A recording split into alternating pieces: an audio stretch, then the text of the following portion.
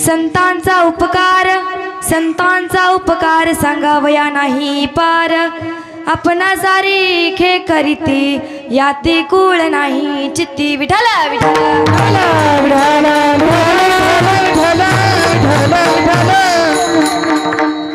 प्रस्तुत प्राप्त प्रसंगी प्राप्त स्थळी प्राप्त वेळ कीर्तन रूपी सेवेकरिता निवडलेला अभंग महान भगवत भक्त श्रीमंत संत की ज्यांनी वारकरी वंशात जन्म घेऊन हीच परंपरा पुढे चालावी किंवा तुमच्या आमच्या देहाचा या जीवाचा उद्धार व्हावा यासाठी अनेक भारुडाच्या रूपामधून अनेक अभंगाच्या रूपामधून आपल्याला उपदेश करून देखील सांगितलेले असे श्री संत एकनाथ महाराज यांचा उत्कृष्ट असा 4 चरणाचा अभंग आज आपण निवडला आहे. विठ्ठल विठ्ठल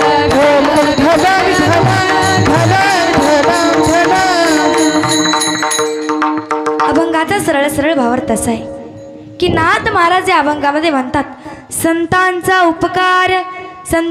उपकार सांगावया नाही पार. काय संतांचे आपल्यावरती अगणित उपकार आहेत की ते शब्दामध्ये मांडणं सुद्धा शक्य नाही. एवढे उपकार आहेत की ज्याप्रमाणे भगवंताचं वर्णन करता करता शेष नागाच्या जिभेच्या चिंदड्या झाल्या तरी सुद्धा भगवंताचं वर्णन पूर्ण झालं नाही. त्याचप्रमाणे त्या संतांचे देखील आपल्यावरती अगणित उपकार आहेत. मग काय आहेत ते उपकार? आपणा सारीखे करीती याती कुळ नाही चित्ती. काय तर संत त्यांच्या सानिध्यामध्ये गेल्याच्या नंतर त्यांच्या संगतीमध्ये गेल्याच्या नंतर जात कुळ धर्म पंथ रंग रूप श्रीमंती उंच नीच याचा विचार न करता शरण आलेल्या साधकाला आपलंच करत असतात ते म्हणजे संत. संतांना दयेचा भंडार म्हटलं गेलेलं आहे. का तर कारण त्यांच्याकडे तुझा भाव नसतो. दया अंतरात वसे तुझे पण तेथे नसे. त्यांच्याकडे तुझा भाव नसतो त्यांना दयेचा भंडार म्हटलं गेलं आहे. आणि त्याच दयेच्या मदतीनं संत जीवाचं देखील कल्याण करतात. आणखी एक वैशिष्ट्य त्यांचं आहे. कोणतं? उदारपणे उदार एका जनार्दनी निर्धार. कोणतं? तर उदारता हा संतांचा मूळ स्वभाव आहे. हा झाला अभंगाचा सरळ सरळ भावार्थ. विठ्ठल विठ्ठल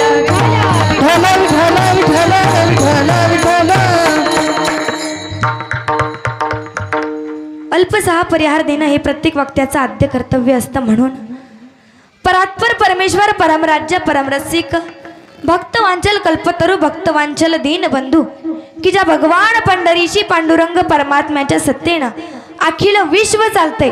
तुझी या सत्तेने वेदासी बोलणे सूर्यासी चालणे तुझी या बळे ऐसा तू समर्थ ब्रह्मांडाचा धनी किंवा वृक्षाची पाणी हाले ज्याची सत्ता राहील हंता मग कोठे. सत्तादेशी भगवान पंढरीशी पांडुरंग परमात्मा आहे आणि त्याच्याच सत्तेनं त्याच्याच असीम कृपेनं सुरू असलेला भव्य दिव्य अखंड हरिनाम सप्ताह. तसेच या सप्ताहातील बघा वैकुंठवासी भगवान बाबा तसेच वैकुंठवासी वामन भाऊ तसेच वैकुंठवासी नारायण बाबा वैकुंठवासी खंडूजी बाबा यांच्या पदस्पर्शाने पावन झालेल्या पुनीत भूमीमध्ये हनुमान टाकळीचे महंत रमेश आप्पा महाराज यांच्या मार्गदर्शनाखाली सुरू असलेला भव्य दिव्य अखंड हरिनाम सप्ताह. आणि या सप्ताहातील आजच्या 7व्या दिवसाची कीर्तनरूपी सेवा माझ्याकडे आली. ज्यांच्यामुळे मला ही सेवा प्राप्त झाली असे असणारे माझे गुरुवर्य हरिभक्तपरायण मृदुंगाचार्य मृदुंगमणी दीपकजी महाराज सुद्रिक पाटील व तसेच सौ भागवताचार्य समाज प्रबोधनकार अनिताताई महाराज सुद्रिक पाटील या दोघांच्याही चरणी नतमस्तक होते आणि सेवेला सुरुवात करते. विठ्ठल विठ्ठल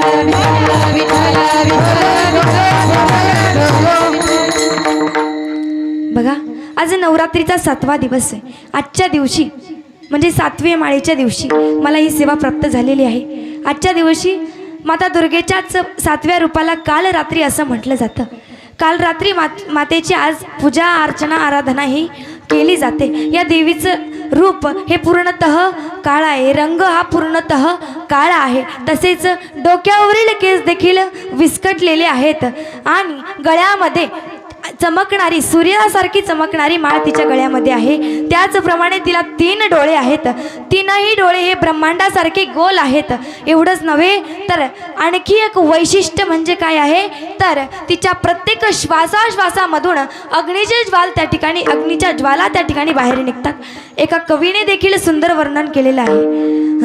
धगधग त्या ज्वालेतून आली तूच जगन्नाथा धगधग त्या ज्वालेतून आली तूच जगन्नाथा भक्ती दाटून येते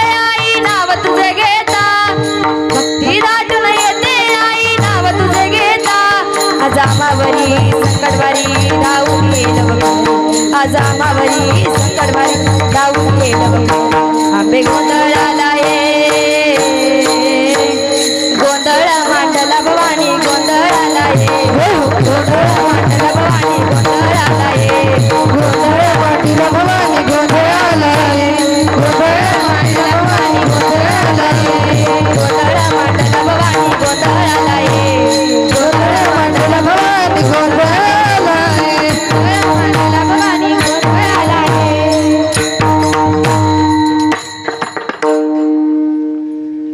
त्या ठिकाणी त्या मातेच्या प्रत्येक श्वासाश्वासामधून सूर्याच्या अग्नीसारखी ज्वाला बाहेर निघते.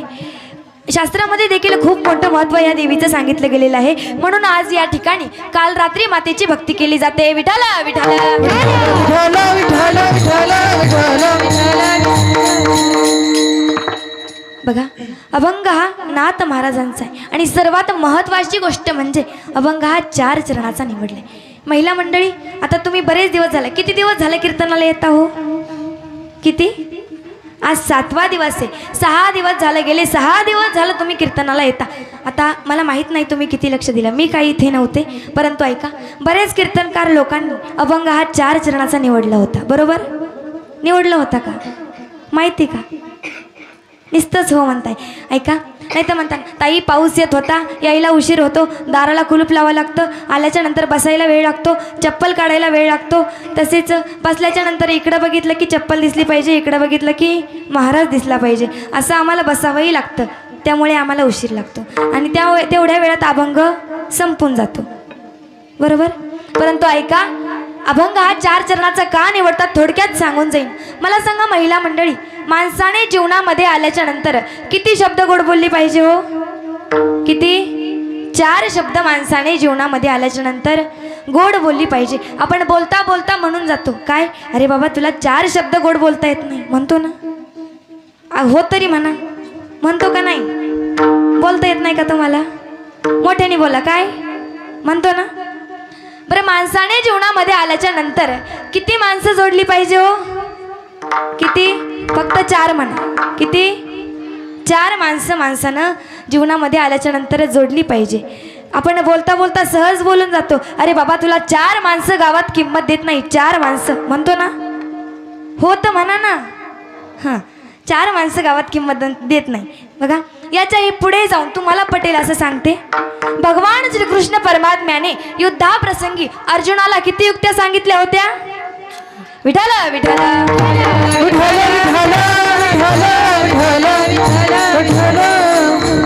मला सांगा, योगा किती आहेत हो? किती? मोठ्याने म्हणा महिला मंडळी, पुरीच बोलताय, तुम्ही बोला. किती? 4. सत्ययुग, त्रेतायुग, द्वापारयुग आणि कलियुग. आश्रम किती आहेत? ब्रह्मचारी आश्रम, गृहस्थ आश्रम, वानप्रस्थ आश्रम आणि संन्यास आश्रम. वेद किती आहेत महिला मंडळी? 4 तर म्हणा, माहीत नसू द्या, 4 तर म्हणा. किती आहेत? 4. ऋग्वेद, सामवेद, यजुर्वेद आणि अथर्ववेद. पुरुषार्थ किती आहेत? धर्म, अर्थ, काम आणि मोक्ष. बरं, मुक्त्या किती आहेत तिथे बसलेल्या? नाही विचारल्या, इथे बसलेल्या नाही. तर मुक्त्या म्हणजे शास्त्रातील मुक्त्या, सलोकता, समीपता, स्वरूपता आणि सायुज्यता. कळलं का? पण अवघड नाही ना झालं जास्त? गेलं डोक्यावरून? साध्या सोप्या सरळ आणि तुम्हाला कळेल, उत्तर देता येईल अशा जर भाषेत सांगायचं झालं तर मेल्यावर उचलायला माणसं किती असतात हो? हां, याचा आवाज बरं निघला. म्हणजे बघा, 4 या शब्दाला मनुष्याच्या जीवनामध्ये अनन्यसाधारण महत्त्व प्राप्त झालेलं आहे. नवे नवे बघा, मी एका ठिकाणी कार्यक्रमाला गेले होते. एक दादा होता, भरपूर त्याचा अभ्यास झालेला होता. मला म्हटला, ताई एक प्रश्न विचारू का? म्हटलं हा विचारा ना. ते म्हटले, ताई बरेच महाराज लोक येतात, कीर्तन सांगून जातात, परंतु आता तुकोबारायांनी गाथा लिहिलंय, त्यामध्ये 6 चरणाचे अभंग आहेत, 8 चरणाचे देखील अभंग त्यामध्ये आहेत. मग कीर्तनकार हा 4 चरणाचा अभंग जास्तीत जास्त का निवडतो? मी सांगितलं, दादा आता मला काही जास्त येत नव्हतं, पण जेवढं येत होतं तेवढंच मी सांगितलं. काय की दादा, या 2 चरणाच्या देहासाठी, या 2 चरणाच्या देहाचा उद्धार व्हावा यासाठी कीर्तनकार 4 चरणाचा अभंग निवडतात. विठाला विठाला विठाला विठाला विठाला विठाला विठाला. बघा, आपली भूमी ही अत्यंत पवित्र पावन भूमी आहे. या ठिकाणी अनेक साधू संत महात्म्यांचं येणं जाणं देखील असतं. किती पवित्र आहे. पवित्र ते कुळ पावन तो देश जेथे हरचे दास जन्म घेती हो, तेथे हरचे दास जन्म घेती, जेथे हरचे दास जन्म घेती हो, जेथे हरचे दास जन्म घेती. पवित्र ते कुळा पावन तो देश, पवित्र ते कुळ पावन तो देश, पवित्र ते कुळा पावन तो देश, पवित्र ते कुळ पावन तो देश. तेथे हरचे दास जन्म घेती हो, तेथे हरचे दास जन्म घेती, जेथे हरचे दास जन्म घेती हो, जेथे हरचे दास जन्म घेती. जन्म घेती. पवित्र ते कुळ पावन तो देश, जेथे हरीचे दास जन्म घेती. किती पवित्र भूमी आहे. धन्य ही भारतवर्षे, धन्य यस्य परंपरा, भारतीय जन धन्य, धन्य यस्य संस्कृती. कोणता देश पवित्र आहे, कोणती भूमी पवित्र आहे, कोणती माती पवित्र आहे की ज्या ठिकाणी साधू संत महात्म्यांचं येणं जाणं असतं, ज्या ठिकाणी देवी देवतांचं देखील येणं जाणं असतं, तो देश पवित्र आहे. कशासाठी येणं जाणं असतं त्यांचं? परित्राणाय साधूनां विनाशाय च दुष्कृतां धर्मसंस्थापनार्थाय संभवामि युगे युगे. कशासाठी? साधूंचं संतांचं रक्षण करण्यासाठी, दृष्टांचा नाश करण्यासाठी आणि धर्माची संस्थापना करण्यासाठी अनेक देवी देवतांनी या ठिकाणी अवतार घेतलेले. देवींनी देखील या ठिकाणी अवतार घेतला आहे का? हरी अनादि निर्गुण प्रगटली भवानी, अनादि निर्गुण प्रगटली भवानी, अनादि निर्गुण प्रगटली भवानी, अनादि निर्गुण प्रगटली भवानी.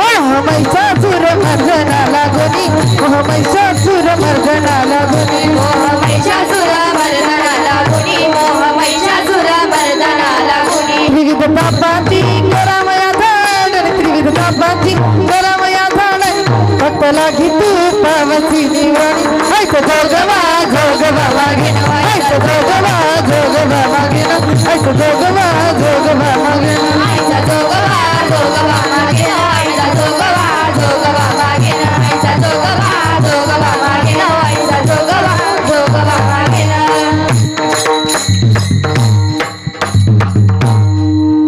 अनेक देवी देवतांनी या ठिकाणी अवतार घेतला. नवे नवे साधू संतांनी देखील अवतार घेतला. कशासाठी घेतला? तर या देहाचा उद्धार होण्यासाठी, सामान्य देहाचा उद्धार होण्यासाठी अवतार घेतला. बघा, ज्ञानेशम ज्ञानमूर्तीं च साक्षात प्रेमा स्वरूपिणी, नामदेवं च दयामूर्तिं नाथं वंदे पुनः पुनः, वैराग्यस्य परामूर्तिं देहु क्षेत्र निवासिनां तुकाराम महाराष्ट्र भक्तराज चतुष्टक. बघा, माऊली ज्ञानोबा आहे, ज्ञानाचा सागर आहे. जगद्गुरु तुकोबाराय आहे, वैराग्याची संपत्ती. आता तुकोबारायांचा जर विचार करायचा ठरला तर त्यांनी अख्खं जीवन ज्याच्यासाठी घालवलं, एक एवढा मोठा गाथा त्यांनी लिहिण्यासाठी अख्खं जीवन घालवलं, आणि तो गाथा जर लोकांनी पाण्यामध्ये बुडवला तरी तो बुडला का हो महिला मंडळी? इकडे लक्ष द्या. बुडला का? नाही बुडला, तरला का? तेवढी शांतता, तेवढं सामर्थ्य त्यांच्याकडे होतं महाराज. त्यांच्या जागी जर आपण असतो, आपण काहीतरी लिहून ठेवलं असतं, आपल्या मित्राने जर ते टाकलं असतं पाण्यामध्ये, काय केलं असतं हो? एकतर समोरचा राहिला असता, नाही तर आपण राहिलो असतो. बघा, पण संत महात्मे एवढे शांत होते, एवढं सामर्थ्य त्यांच्या जवळ होतं. तसेच श्री संत एकनाथ महाराज एवढी शांतता प्रिय होती, एवढी शांतता प्रिय होती. एक वेळेस समुद्र सुनामी लाटेच्या रूपामध्ये आपली मर्यादा ओलांडेल. क्षमा करणारी पृथ्वी ती देखील भूकंपाच्या रूपामध्ये आग ओकेल. एवढंच नाही तर छत धरणारा आभाळ ते देखील एक दिवस वीज कोसळून आपल्याला बेघर करेल. परंतु नाथांची शांतता कधी भंग होणार नाही, एवढी नाथांची शांतता होती महाराज. विठाला विठाला विठ्ठल विठ्ठल विठ्ठल विठ्ठल विठ्ठल. तुकोबरायांच्या पटशिष्य होत्या संत बहिणाबाई. त्यांनी वारकरी संप्रदायाची इमारत उभी करत असताना प्रत्येक संत महात्म्यांनी आपापलं कार्य त्या ठिकाणी पार पाडलं होतं. संत कृपा झाली इमारत फळाली, ज्ञान देवे रचिला पाया, उभारिले देवालया. नामतयाचा किंकर जेने केला विस्तार, जनार्दन एकनाथ खांब दिला भागवत. जनार्दन एकनाथ खांब दिला भागवत. खांब महिला मंडळी, काय खांब, कॉलम होण्याचं कार्य त्या ठिकाणी पार पडलं माझ्या नात्यांनी. बघा, एवढ्या अधिकार संपन्न संत आहेत की त्यांच्या मुखातून जसं काही अमृत बाहेर पडलेलं आहे. त्यांनी नाथ भागवताची रचना केली, ज्ञानेश्वरीचं शुद्धीकरण केलं, कूट अभंगाची रचना केली. नवे तर जीव माया ब्रह्म विकार या गोष्टी काय आहेत हे त्यांनी तुम्हा मला साधारण जीवाला भारुडाच्या रूपामधून देखील स्पष्ट करून दाखवले.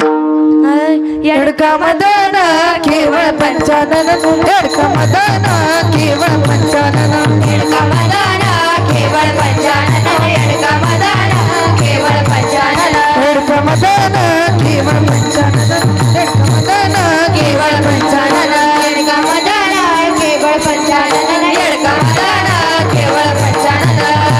बाबा येत चावला, काय मी करू चावला, येडी म्हणतात मला येडी म्हणतात, येडी म्हणतात मला येडी म्हणतात, येडी म्हणतात मला येडी म्हणतात, येडी म्हणतात मला येडी म्हणतात. या शेजारीना बरा नाही केला ग बयो, या शेजारीना बरा नाही केला ग बयो, मला पंढरीला नेलं ग बयो, मला पंढरीला नेलं ग बयो, मला पंढरीला नेलं ग बयो, मला पंढरीला नेलं ग बयो, मला पंढरीला नेलं ग बयो, मला पंढरीला नेलं ग बयो, पंढरीला नेलं ग बयो, मला पंढरीला नेलं ग बयो, मला पंढरीला नेलं ग बयो, पंढरीला नेलं बयो. काय म्हणतात नाथ महाराज, या शेजारणीनं, या शेजारणी सहजात केले. तुमचा माझा काही बांधाला बांध नाही. परंतु ऐका, एवढे अधिकार संपन्न संत म्हणून ताई अधिकार कसा, तर साक्षात जगाच्या मालकानं ज्यांच्या इथे राबावं एवढे अधिकार संपन्न संत होते. 36 वर्ष भगवंतानं त्या ठिकाणी चाकरी केली. द्वारकेची मूर्त एकनाथा घरी पाणी वाहे हरी कावडीने. भगवंतांना त्यांच्या इथे राबावं एवढे अधिकार संपन्न संत होते. मग तेच काय सांगतात, तर मनुष्यानं जीवनामध्ये आल्याच्या नंतर त्या भगवंताला काय आवडतं ते बघावं, स्वतःला काय आवडतं ते नाही. खरं सांगा महिला मंडळी, तुम्ही आता देवीला नैवेद्य करता, कुणाच्या आवडीचा करता हो? देवाला विचारून आलात का तुम्ही, तुला आवडतं का? का तुम्ही भेटायला गेलता? मलाही नाही भेटला असेल तर ऐका, देवाला काय तुम्ही विचारायला गेला होता का? नाही. परंतु तरी सुद्धा तुम्ही तुमच्याच आवडीचं नैवेद्य करता. देवाला ते आवडतं का? काय आवडतं देवाला? आवडे देवासी तो एका प्रकार, नामाचा उच्चार रात्रंदिन. त्याच्या नामाचं रात्रंदिवस केलेलं नामचिंतन नामस्मरण त्याला आवडतं. एवढंच नव्हे तर साधू संत महात्मे देखील म्हणतात, हरिप्राप्तीचे उपाय धरावे संतांचे ते पाय. हरीची जर तुम्हाला प्राप्ती करून घ्यायची असेल तर काय करा, संतांची संगती तुम्ही जीवनामध्ये आल्याच्या नंतर करा. संतांना देखील या युगामध्ये फार श्रेष्ठत्व प्राप्त आहे. कसं, एका हिंदी कोटीमध्ये वर्णन आलेलं आहे कि सबसे बड़ा कौन है, सबसे बड़ी पृथ्वी है. अरे पृथ्वी कैसे बड़ी, वो तो शेष के माथे पे खड़ी है. तो फिर कौन बड़ा है? शेष बड़े. शेष कैसे बड़ा? अरे वो तो शंकर जी के गले में पड़ा है. तो फिर शंकर जी बड़े. अरे शंकर जी कैसे बड़े हैं? उनका तो कैलाश पर्वत रावण ने उखाड़ा है. तो फिर रावण बड़ा. रावण कैसे बड़ा? अरे वो तो राम के बाण से उड़ाए. तो फिर बड़ा कौन है? राम. अरे राम कैसे बड़े? वो तो हनुमान जी के हृदय में खड़े. तो बड़ा कौन है? हनुमानजी. म्हणजे स्वतःच्या हृदयामध्ये त्या हनुमानजींनी राम प्रभूंना साठवलेला आहे. साठविला हरी जिही हृदय मंदिरी. एवढंच नाही, जनाबाई देखील म्हणतात, हृदयबंदी खाना केला आत विठ्ठल कोंडीला. हृदयाच्या बंदीखान्यामध्ये त्याने भगवंताला त्या ठिकाणी कोंडलेलं आहे. बघा, त्या संतांचा एवढा अधिकार आहे. माऊली ज्ञानोबारायांनी पसैदान मागितलं. कुणासाठी मागितलं होतं हो? कुणासाठी? दुरितांचे तिमिर जाओ, दुर्जन लोकांची संगती होऊ नये किंवा आपल्या या जगाचा उद्धार व्हावा त्यासाठी मागितलं होतं. जगाच्या कल्याणा संतांच्या विभूती देह कष्टविती परोप्रकारे त्यांनी आपला देह झिजवला. मग आपल्याला एवढं तरी म्हणता येऊ शकतं ना की देवसंत निमित्त त्या प्रतिमा एकांगी दोन्ही झाले निर्माण देव भक्तपण स्वामी सेवा. त्या साधू संत महात्म्यांनी त्या भगवंताचं नामस्मरण नामचिंतन केलं. मग आपण त्या साधू संत महात्म्यांचं देखील नामस्मरण केलं पाहिजे, कारण त्यांच्या आपल्यावरती एवढे उपकार आहेत की ते शब्दामध्ये मांडणं सुद्धा शक्य नाही. आणि हेच नाथ महाराज अभंगाच्या प्रथम चरणात संतांचा उपकार संतांचा उपकार संतांचा उपकार संतांचा उपकार संतांचा उपकार संतांचा उपकार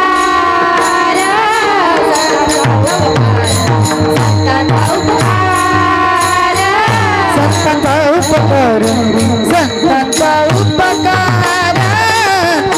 उपकार संतांचा उपकार संतांचा उपकार संतांचा उपकार संतांचा उपकार संतांचा उपकार सांगावया नाही पार आपण सारी के करी आपण सारी के करी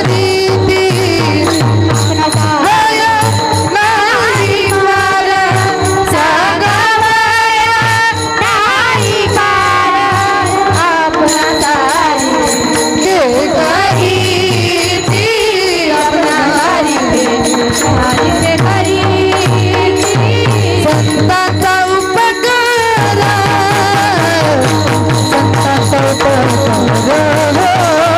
संतांचा उपकार उपकार सांगवया नाही पार संतांचा उपकार सांगवया नाही पार पार सांगवया नाही पार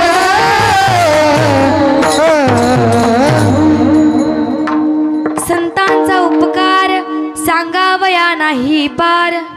त्या संतांचे आपल्यावरती अगणित उपकार आहेत. ते साधू संत महात्मे काय म्हणतात, त्या भगवंताचं नामस्मरण करा, संतांची संगती करा, संतांच्या सानिध्यमध्ये जा. मग आता संत भेटतील कुठे तर ऐका, शैले शैलेन माणिक्यम मौतिकम न गजे गजे साधुओ नाही सर्वत्र चंदनम च वने वने.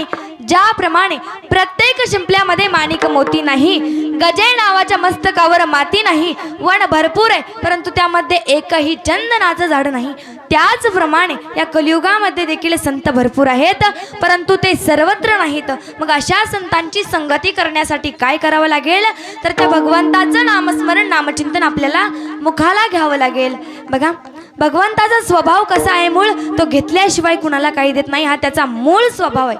मग त्याने आपण जर त्याचं नामस्मरण नामचिंतन त्या ठिकाणी केलं नाही तर तो तरी आपल्याला संतांची संगती कशी घडवून देणार हो.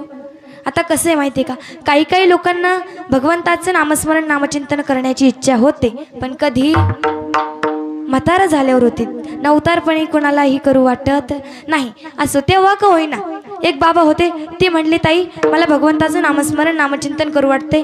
म्हणलं चालतंय की मग करा. ते म्हणले वारीला जायचे. म्हणलं जा.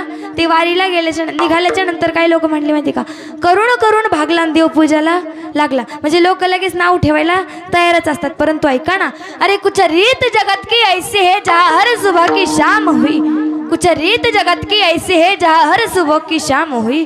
अरे तू कौन तेरा नाम क्या, यहाँ तो सीता भी बदनाम हुई. तो फिर क्यों बेकार की बातों से भीग गई तेरी नैना. अरे कुछ तो लोग कहेंगे, लोगों का काम हे है कहना.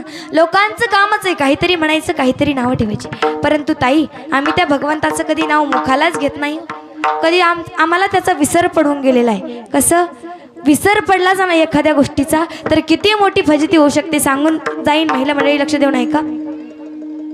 एक नवीन लग्न झालेलं जोडपं होतं. नवीन लग्न झालं होतं, अवघे 2 महिने त्यांना झाले होते. सासूबाईचा फोन आला, जावयानं फोन उचलला. सासूबाई म्हणते हॅलो जावई बापू, तुम्ही काय करा, आता बरेच दिवस झाले तुम्ही आला नाहीत, काय करा तुम्ही जेवणासाठी सासूरवाडीला या. सासूरवाडीला या म्हटल्याच्या नंतर जावई बापू म्हटले ठीक आहे. दुसऱ्याच दिवशी जावई बापू सासरवाडीला गेले. सासरवाडीला गेल्याच्या नंतर सासूबाईनं त्यांना स्वयंपाक केला होता. सुंदर असा स्वयंपाक त्या ठिकाणी केला आणि त्या स्वयंपाकामध्ये तिनं काय केलं होतं, धिरडा आणि गुळवणी तिनं त्या ठिकाणी केलं होतं. धिरडा गुळवणी तिनं त्या ठिकाणी केलं होतं आणि केल्याच्या नंतर ते जेवण्यासाठी वाढलं. जेवणाच्या ताटावर ते धिरडा गुळवणी त्यांना बघितलं. धिरडा गुळवणी बघितल्याच्या नंतर त्याला प्रश्न पडला की हा काय पदार्थ आहे. हा काय म्हणतो, सासूबाई मी आजपर्यंत हा पदार्थ खाल्ला नाही, कधी खाणारही नाही. सासूबाई म्हटली अहो जावई एकदा खाऊन तर बघा, एवढा सुंदर लागतो, एवढा सुंदर लागतो. जावई बापू म्हटले याचं नाव काय. सासूबाई म्हटली धिरडा आणि गुळवणी याचं नाव आहे. त्यावेळेस सासूबाई म्हटली खाऊन तर बघा. जावयांनी पोटभर जेवण केलं. शेवटी परत जाताना विचारलं जावई बापूनी की सासूबाई याचं नाव काय सांगितलं होतं. ती म्हटली धिरडा आणि गुळवणी. आता याला हा पदार्थ एवढा आवडला, एवढा आवडला महाराज, यानं त्याचं नाम जप चालू केला. कशाचा, देवाचा, कशाचा, धिरडा गुळवण्याचं त्यानं नामजप चालू केला. कसा, धिरडा गुळवणी, धिरडा गुळवणी, धिरडा हो धिरडा गुळवण्याचं त्यानं नामजप चालू केला. चालत चालत बस स्टॉपपर्यंत गेला. बसमध्ये बसल्याच्या नंतर देखील त्याचं तेच काय, धिरडा गुळवणी, धिरडा गुळवणी, धिरडा गुळवण्याचं त्यानं नामजप चालू केला. उतरला, त्याचं बस स्टॉप आलं. उतरल्याच्या नंतर आता त्यावेळी काही गाड्या वगैरे नव्हत्या, बसने जायचं यायचं. बसमधून उतरल्याच्या नंतर आता पायी निघाला घराकडे. आता बस स्टॉपवर केळीवाले असतात, माहिती का, माहिती आहे ना, तुम्ही बसमधून गेला नाहीत का कधी. हां, केळीवाले असतात बरोबर. आता केळीवाली तिथं एक केळीवाली बाई बसलेली होती आणि तिथं छोटंसं एक पोरगं होतं. आता त्या छोट्या पोरांनी काय ऐकलं तर याचा धिरडा गुळवण्याचा नामजप ऐकला. कसा, धिरडा गुळवणी, धिरडा गुळवणी, धिरडा गुळवण्याचा नामजप त्यानं ऐकला. तो काय म्हणतो, हा बाबा काय डोक्यावर पडला काय म्हणला, काय चाललंय याचं, धिरडा गुळवण्याचं नाम जप करतोय म्हणला. तो काय म्हणला, आपण जरा याची गंमतच करू. यानं काय केलं माहिती का, तो केळ्यावाल्याचा पोरगा होता. त्यानं काय केलं, एक केळं सोललं आणि ते टरखलं जे होतं ते त्याच्या पायाखाली फेकलं.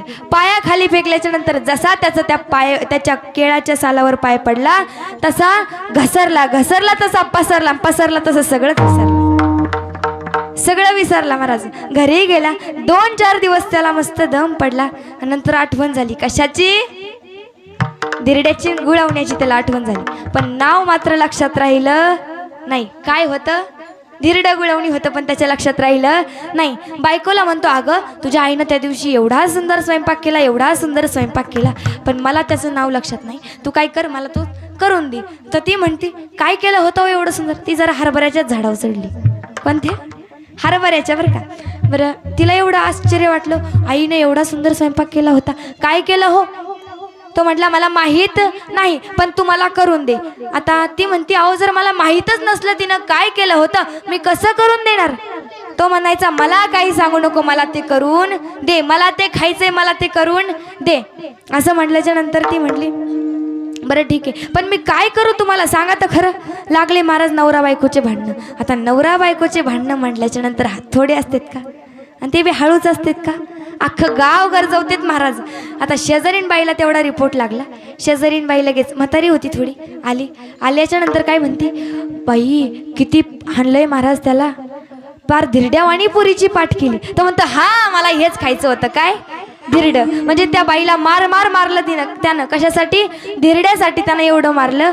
खायचं काय होतं, धिरड.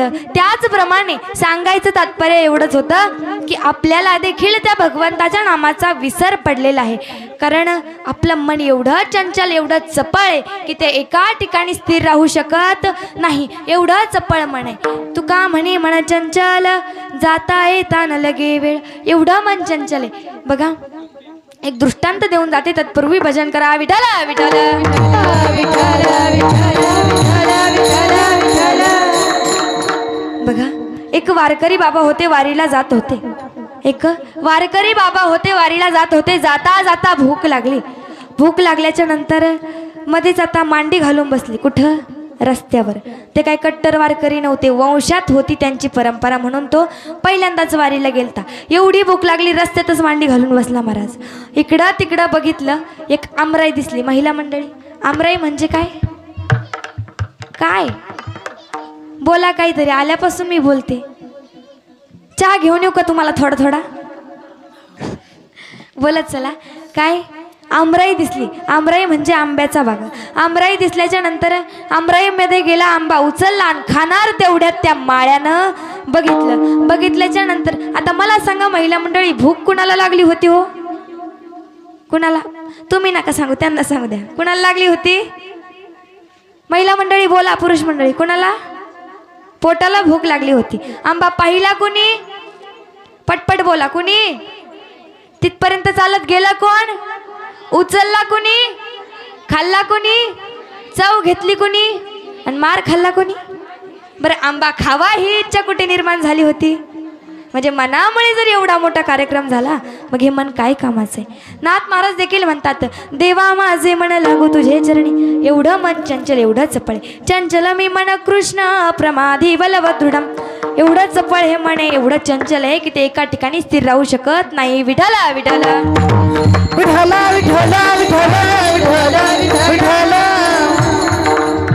बघा महिला मंडळी, आता आपण फक्त समजा बरं का, खरं होणार नाही ते तसं. ऐका, आपण जर म्हटलं की माकडाला समाधी लावायची, लागेल का? लागेल का? नाही लागणार महाराज. त्याचप्रमाणे महावारा आहे, महापाऊस आहे, तुम्ही जर म्हटला थांब थांब थांब थांब, थांबणार आहे का? नाही थांबणार.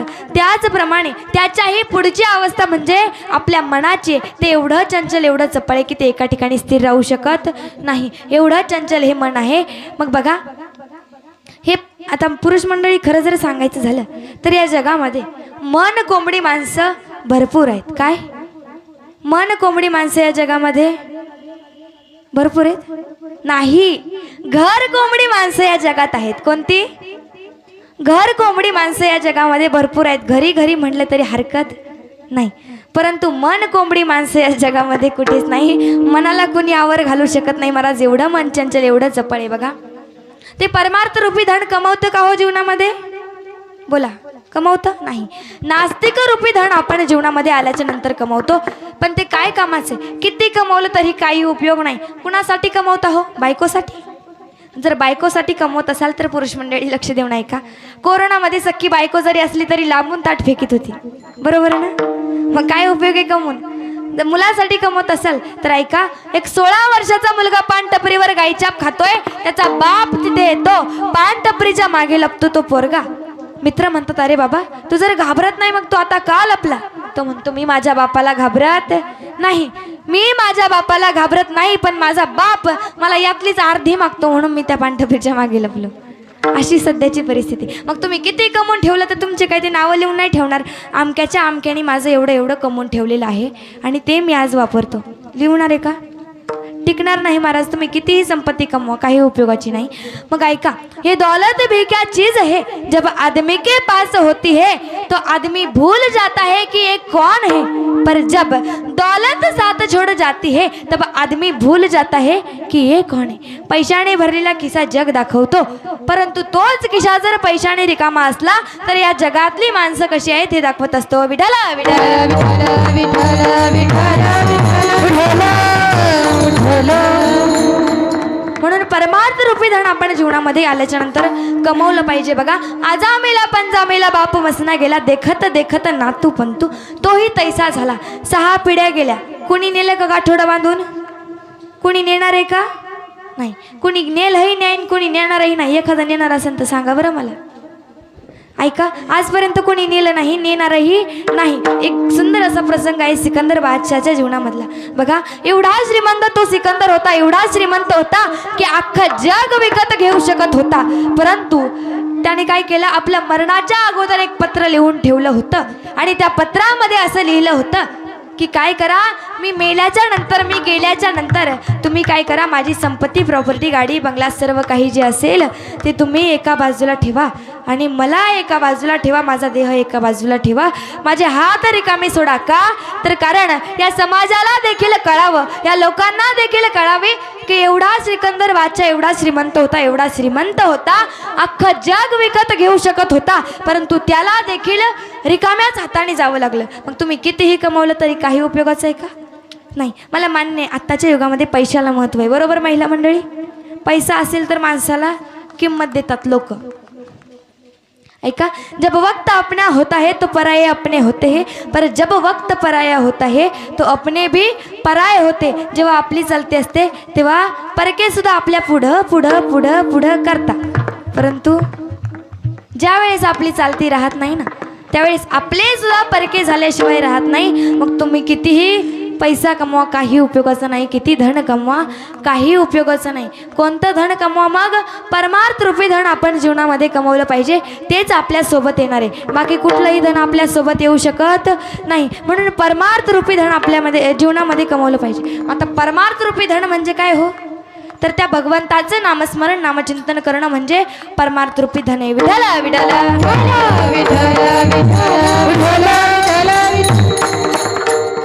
बघा, मग तुम्ही म्हणाल ताई आम्ही परमार्थ रूपी धन जीवनामध्ये कमवतो, आम्ही त्या भगवंताचं नामस्मरण करतो, नामचिंतन करतो.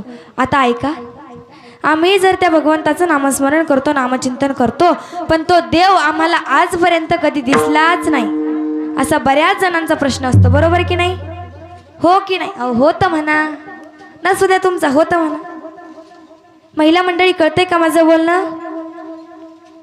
ऐका, बऱ्याच जणांचा प्रश्न असतो की देव हा कुठे आहे. बघा, आपल्या काही लोक काय म्हणतात की देव नाही, काय म्हणतात, देव नाही. मग आपल्यासारखी धार्मिक लोक काय म्हणतात, नाही नाही आमचा देव आहे, आमचा देव आहे. मग तुमचा देव जर आहे तर दाखवा, असा बरेच जण प्रश्न करतात.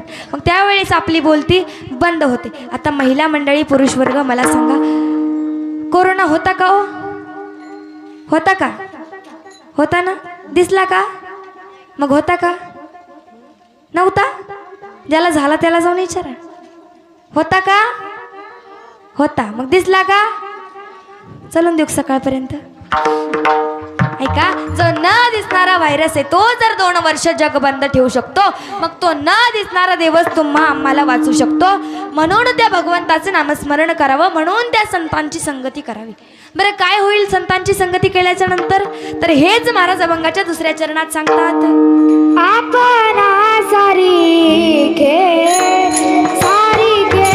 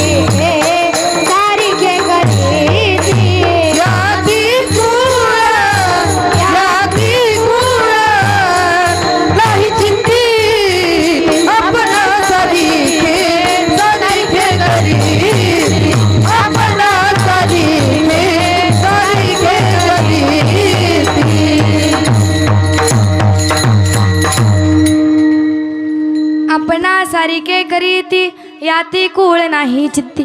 काय म्हणतात, तर संतांच्या सानिध्यामध्ये गेल्याच्या नंतर, संतांच्या सहवासामध्ये गेल्याच्या नंतर संत जात कुळ धर्म पंथ रंग रूप श्रीमंती उंच नीच याचा विचार न करता शरण आलेल्या साधकाला आपलंसं करत असतात, ते म्हणजे संत. बघा, उदाहरण जर देऊन सांगायचं झालं, काय उदाहरण, महिला मंडळी पुढे लक्ष द्या.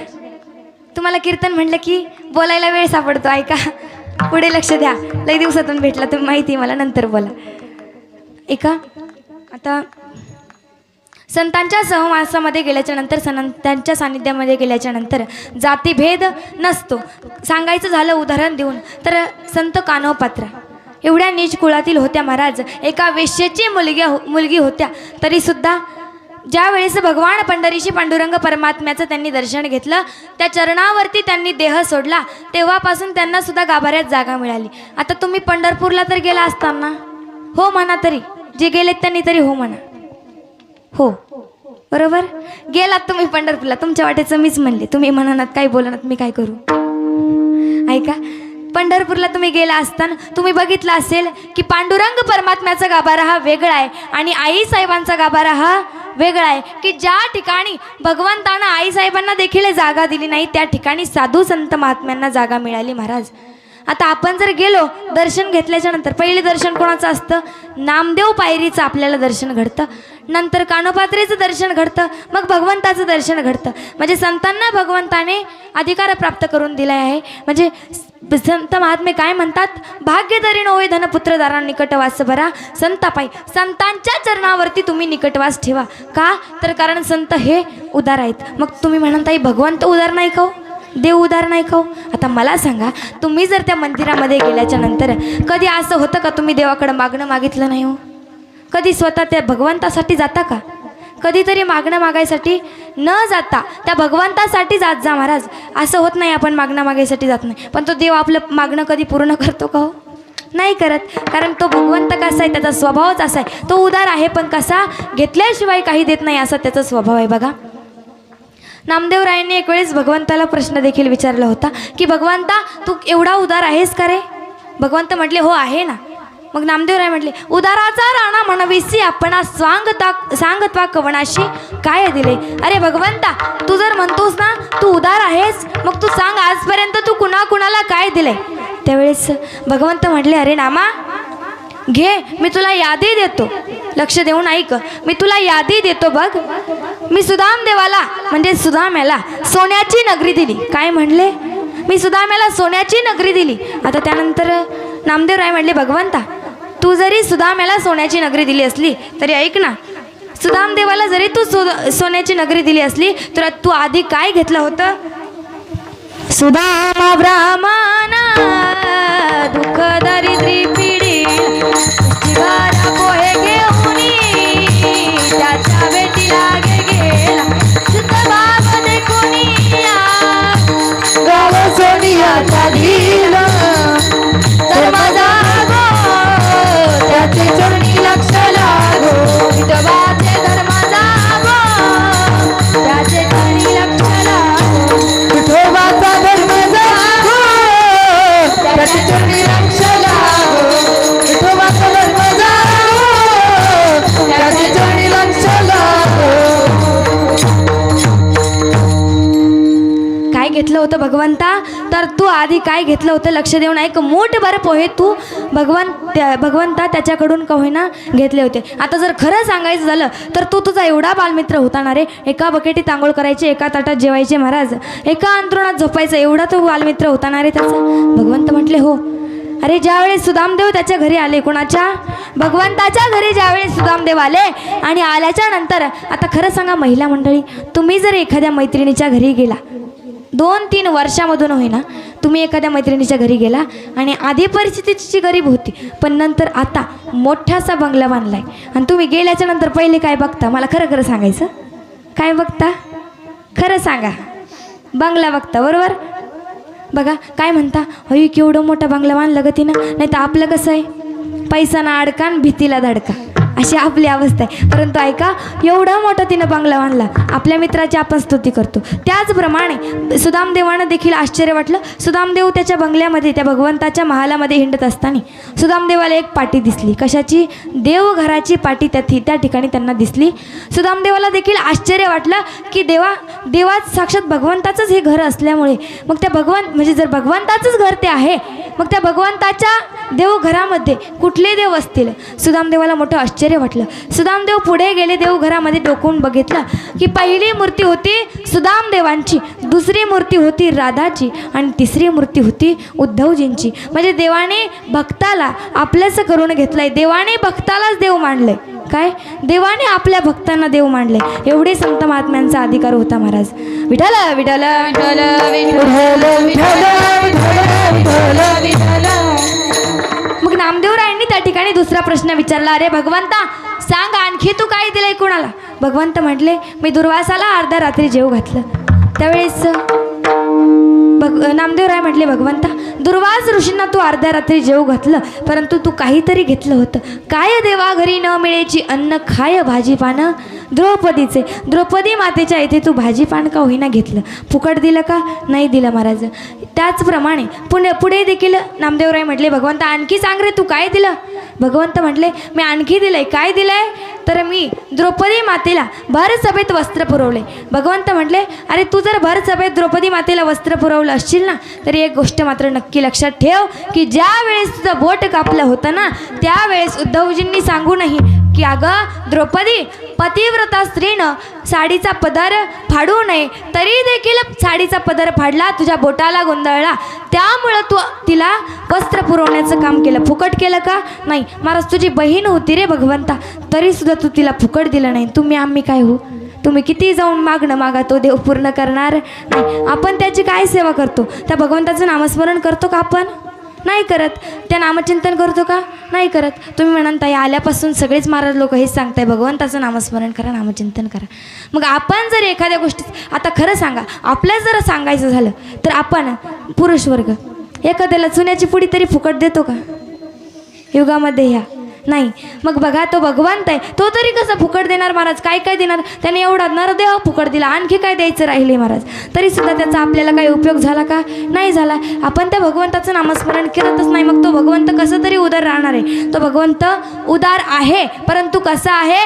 घेसी तेव्हा देसी ऐसा ससी उदार, असा तो भगवंत उदार आहे. परंतु संत महात्म्यांचं तसं नाही. संत महात्मे देखील कसे आहेत? ते कुणाकडून? जीवाकडून, सामान्य देहाकडून कुठलीही गोष्टीची अपेक्षा न ठेवता शरण आलेल्या साधकाला आपलंसं करत असतात. त्यांच्याकडे दयेचा भांडार आहे, दुजाभाव त्यांच्याकडे नसतो. हेच महाराज अभंगाच्या 3ऱ्या चरणात सांगतात. दयांत रातवसी, दयांत रातवसी,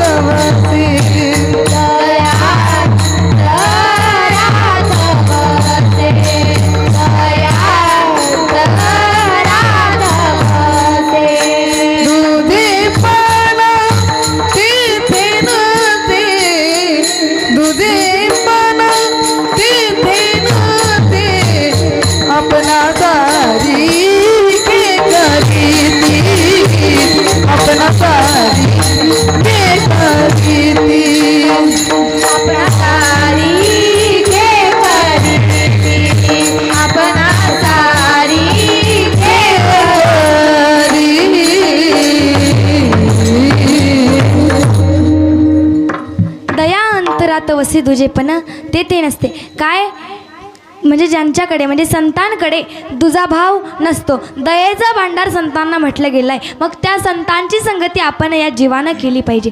संत संगतीचे काय सांगू, सुख आपणा पारिके नाही ते संगत संतन की करली, जन्म का साधक जो करली. संगत संतन की करली, जन्म का साधक जो करली.